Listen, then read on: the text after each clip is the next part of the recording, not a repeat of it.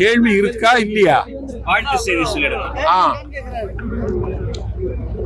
தமிழக வாழ்த்து செய்தி.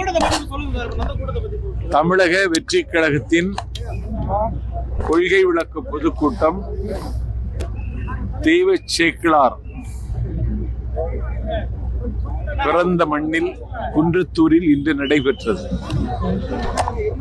மாவட்ட கழகத்தின் ஆற்றல் மிகுந்த செயலாளர் தென்னரசு தலைமையில் நடந்த கூட்டம் பிரமிக்க தகுந்த கூட்டம்.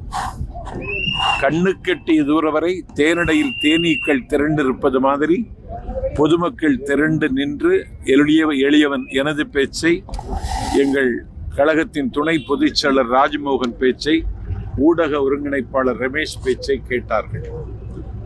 அதிகாரத்தில் இருப்பவர்களுக்கு இந்த கூட்டம் மிகப்பெரிய அறைகூவல் விட்டிருக்கிறது. தமிழக வெற்றி கழகத்தின் ஆட்சி மலரப் போகிறது என்பதற்கு குன்றத்தூர் கூட்டமே சாட்சி.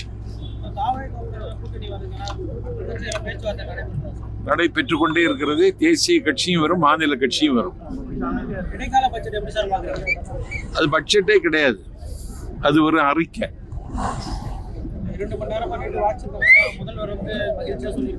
எப்படி